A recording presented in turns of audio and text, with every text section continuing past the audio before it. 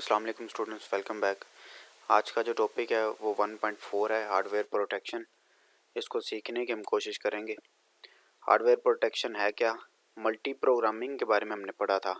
Multi programming put several programs in memory at the same time. हमने देखा था कि जब सीपीयू ज़्यादा यूटिलाइज होता है तो ज़्यादा प्रोग्राम जो हैं वो रन करते हैं मेमोरी के अंदर। While this increase system utilization it also increase problem. जैसे जैसे सिस्टम ज़्यादा यूटिलाइज होता है, ज़्यादा इस्तेमाल होता है, तो जाहिर बात है प्रॉब्लम्स भी, इश्यूज भी ज़्यादा क्रिएट होते हैं।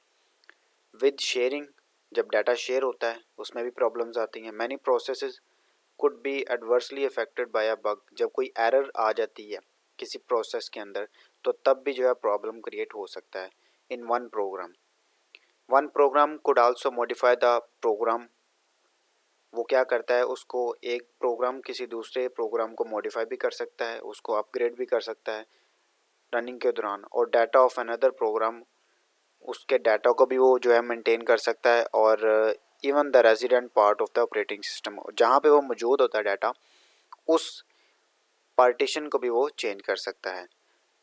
हार्डवेयर प्रोटेक्शन के अंदर चार चीज़ें: ड्यूल मोड ऑपरेशन है, उसके बाद आईओ प्रोटेक्शन है, मेमोरी प्रोटेक्शन है और सीपीयू प्रोटेक्शन है। इसको हम सीखने की कोशिश करेंगे। ड्यूल मोड ऑपरेशन है क्या? Sharing system resources requires operating system to ensure that an incorrect program can not cause other programs to execute incorrectly. अब जब हम सिस्टम शेयर करते हैं, दो सिस्टम की जब कम्युनिकेशन करवाई जाती है, तो एक चीज़ मेक श्योर करनी होती है कि कहीं पे भी कोई ऐसा प्रोग्राम जिसमें एरर है वो किसी दूसरे प्रोग्राम को रन ना करवा दे। ठीक है। Provide hardware support to differentiate between at least two nodes of operation. Hardware support उसको मिलनी चाहिए डिफ्रेंशिएट करने के लिए, डिफरेंस फ़र्क क्रिएट करने के लिए between at least two nodes of operation. उस ऑपरेशन का स्टार्टिंग पॉइंट और एंडिंग पॉइंट आपको पता होना चाहिए, या उसका मिडिल पॉइंट एटलीस्ट, ताकि पता हो कि ये ऑपरेशन रन कहाँ से हो रहा है। यानी हमें आउटपुट उसकी मिलती रहनी चाहिए time by time. User mode, user mode होते हैं execution done on behalf of user. ये यूज़र के बिहाफ पे जो है एग्जीक्यूशन इसकी होती है प्रोग्राम की। मॉनिटर मोड होते हैं जिसको कर्नल मोड भी कहा जाता है या सिस्टम मोड भी कहा जाता है। Execution done on behalf of operating system, यानी कि जब भी ऑपरेटिंग सिस्टम की हम बात करेंगे तो वो मॉनिटर मोड में आएगा, और जब यूज़र की बात करेंगे जो सिस्टम को इस्तेमाल कर रहा है तो वो यूज़र मोड पे डिपेंड करेगा। व्हेन एन इंटरप्ट और फॉल्ट अकर्स, जब एक फॉल्ट आता है या इंटरप्ट मिलती है, और a process executes a system call, जब एक सिस्टम कॉल जनरेट होता है।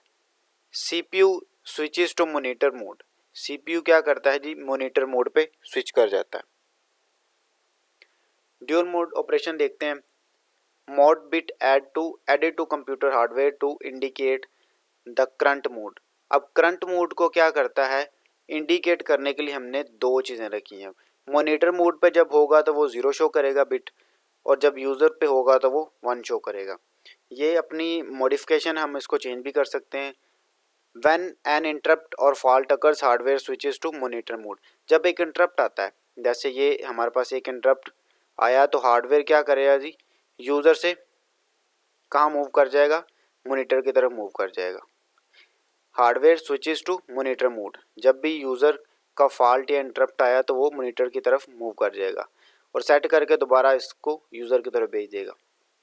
IO protection input output protection है। अ यूज़र प्रोसेस में interrupt the normal operation of system by issuing illegal IO instruction. अगर इनपुट आउटपुट इंस्ट्रक्शन जो है इलीगल आ गई है, जो कि लीगल नहीं है, जो काम आप करना चाह रहे हैं वो हुआ नहीं, बाय मिस्टेक कुछ भी हो गया, तो वो यूज़र प्रोसेस में इंटरप्ट, यूज़र का जो प्रोसेस होगा वो उसमें इंटरप्शन आ जाएगी। By accessing memory location within the operating system itself और by refusing to free the CPU. अब सीपीयू कंफ्यूज हो जाएगा, मेमोरी उसको मिल रही है लेकिन वो कंफ्यूज है कि काम हो कौन सा रहा है। इस वजह से जब भी आपने इनपुट आउटपुट इंस्ट्रक्शंस पास करनी है तो वो मेक श्योर करना पड़ता है इसके प्रोटेक्शन के लिए। We can use various mechanism to ensure that such disruption can not take place in system. Different वो कह रहा तरीकाकार हम यूज़ करते हैं ताकि ये डिस्ट्रप्शन इंटरप्शन जो है वो ना आए। All IO instructions our previous instruction, ये जो है क्या होती हैं, इनकी तहकीकात प्रॉपर की जाती है इनपुट आउटपुट स्ट्रक्चर की, इंस्ट्रक्शंस की, ताकि जो है वो बाद में प्रॉब्लम्स ना आए। और वो सारा का सारा डिपेंड सीपीयू पे और आ जाके आपके ओएस पे डिपेंड करेगा अगर आप प्रोटेक्शन नहीं करेंगे तो। Must ensure that our user program could never gain control of computer in monitor mode. अब उसका कंट्रोल अगर उसके पास आ गया यूज़र प्रोग्राम का, मेक श्योर हमने क्या करना है, must make sure that our user program, user का जो प्रोग्राम है could never gain control of computer in monitor mode. अब मॉनिटर मोड के अंदर आ गया है क्योंकि उसके अंदर फॉल्ट जनरेट होगा तो तब वो मॉनिटर मोड में जाएगा। तो गेन कंट्रोल हमें जब ये फॉल्ट सेट हो जाए तो उसके बाद यूज़र के थ्रू करना पड़ता है, जब वो यूज़र के पास होता है। ठीक है जी। उसके बाद है जी मेमोरी प्रोटेक्शन। मेमोरी प्रोटेक्शन में प्रोसेस एड्रेस स्पेस, इसकी डेफिनेशन आपने याद रखनी है, इंपॉर्टेंट है।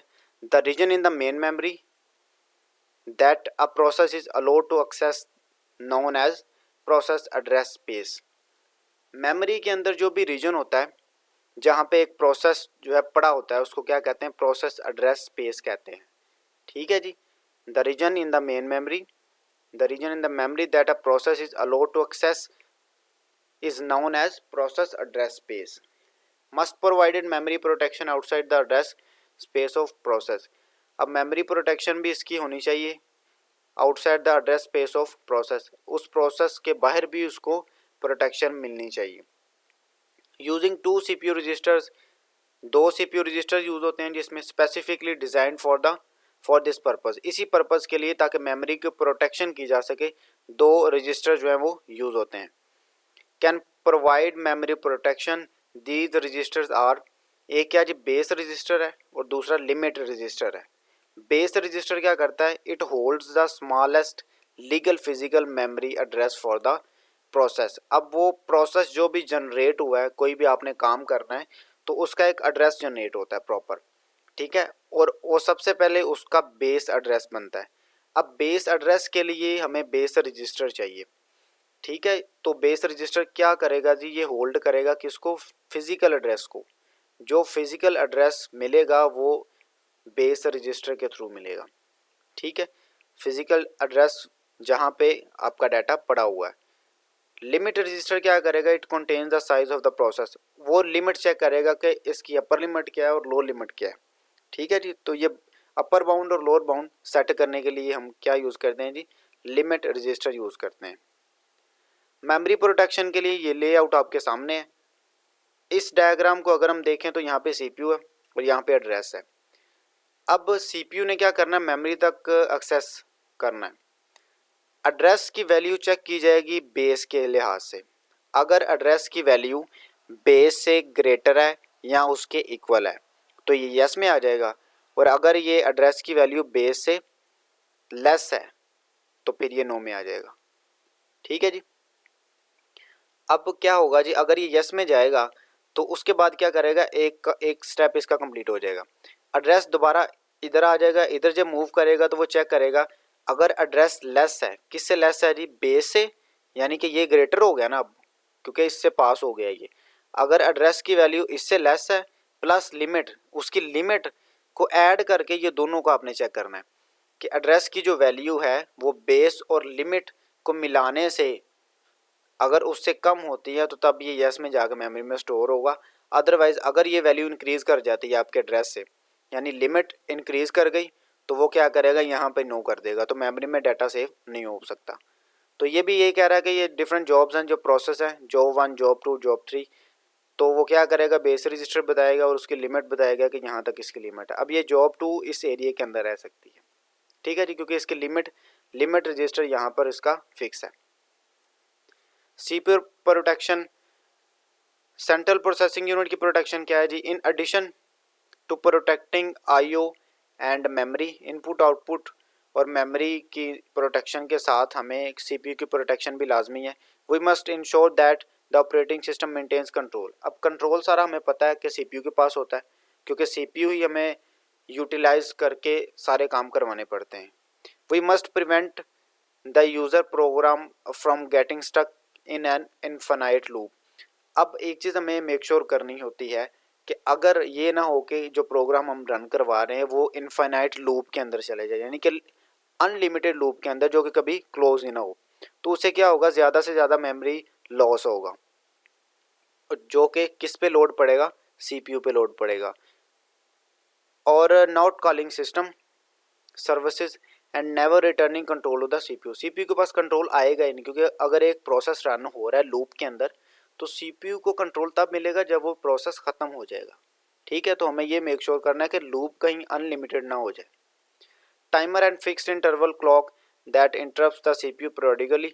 अब टाइमर का भी हमें खास ख्याल रखना है कि वो कितने टाइम के लिए प्रोसेस एक चल रहा है, उसका फिक्स्ड इंटरवल होगा, कितने टाइम के लिए प्रोसेस चलेगा। ठीक है, जितना उसका जो है वो टाइम कंज्यूमिंग सिस्टम के थ्रू हमें पता चल जाएगा।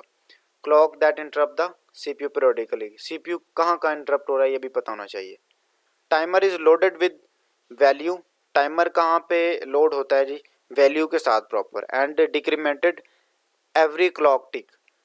तो टाइमर का जो क्लॉक होता है आहिस्ता आहिस्ता कम होता जाता है। टाइमर हम सेट कर देते हैं 5 मिनट 10 मिनट, तो जो भी उसका टाइम होगा उसके हिसाब से वो काम करके सीपीयू रिटर्न कर देगा। When timer reaches the value zero, जब टाइमर ज़ीरो पे आ जाता है, एन इंटरप्ट अकर्स, तो वो हमारा क्या होता है जी, टाइम जो है वो सारा का सारा कंज्यूम हो जाता है, इंटरप्ट आ जाता है। And ISR interrupt service routine जो है हमने पढ़ा था, तो वो क्या करता है, is executed to switch CPU to another process. तो आईएसआर ऑपरेट होता है और वो क्या कहता है कि अब ये काम कंप्लीट हो गया क्योंकि टाइमर ने सीपीयू छोड़ दिया है, तो उसके बाद वो दूसरा प्रोसेस ले आता है।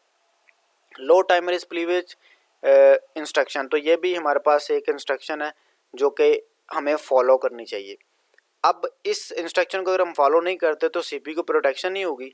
अगर एक प्रोसेस मेमोरी के अंदर रन हो रहा है, इनफाइनाइट लूप में चला गया, सबसे ड्रॉबैक बड़ा ये है, सबसे बड़ा जो है फॉल्ट ये है, अगर इनफाइनाइट लूप में कहीं चला गया सीपीयू तो वो बहुत ज़्यादा डाटा लॉस होगा और टाइम कंज्यूमिंग होगा, मेमोरी लॉस होगा। ठीक है, तो सीपीयू पे ये सारी चीज़ें डिपेंड करती हैं।